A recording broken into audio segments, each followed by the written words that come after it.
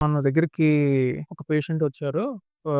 రాజమండ్రి నుంచి. ఆయన గైనకోమాస్టియా ప్రాబ్లమ్‌తో గత 4, 5 సంవత్సరాల నుంచి బాధపడుతున్నారు. 4 ఇయర్స్ నుంచి కాంటాక్ట్‌లో ఉన్నారు గానీ, రావడానికి భయం.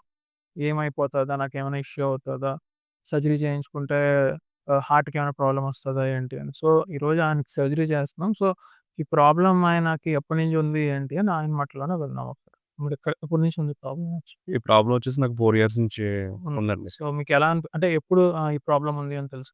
అంటే నాకు గత 4 ఇయర్స్ నుంచి తెలిసింది. కానీ గైనకోమాస్టియా సర్జరీ చేయించుకోవాలంటే అంతగా నేను ఇంట్రెస్ట్ పెట్టలేకపోయాను. ఎందుకు రీజన్ ఏమన్నా? అంటే రీజన్ ఏం లేదండి.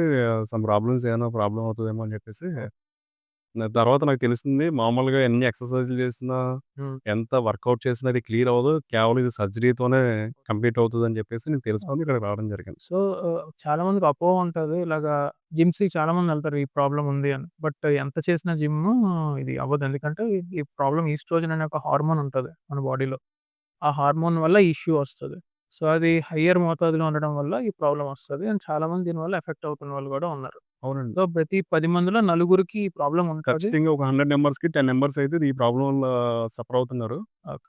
ఖచ్చితంగా ఇది సో, టీ షర్ట్‌లేసుకోలేరు. బయట ఏదైనా ప్రోగ్రామ్ ఉన్నా, ఏదైనా ఫంక్షన్ ఉన్నా, జంజన్ లాంటి ఫంక్షన్ ఉన్నా సరే షర్టులు తీయలేరు. చాలా మందికి కాన్ఫిడెన్స్ ఇష్యూస్ వస్తాయి. సో, ఈరోజు మనం ఈయన మీద ఆపరేట్ చేస్తాం. గ్రేడ్ 2లో ఉన్నారు. 100% రిజల్ట్ వస్తది. సేమ్ డే డిశ్చార్జ్ చేస్తాము. అండ్ దెన్ అదే రోజు వెళ్ళిపోవచ్చు.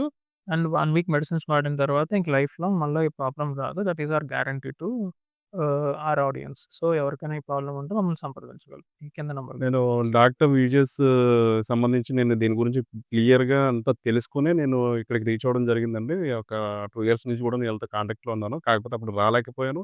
ఇప్పుడు వచ్చి నేను ఈ ప్రాబ్లమ్ అనేది క్లియర్ చేసుకుంటున్నాను. డాక్టర్ విజెస్. Okay. Thank you. Thank you so much.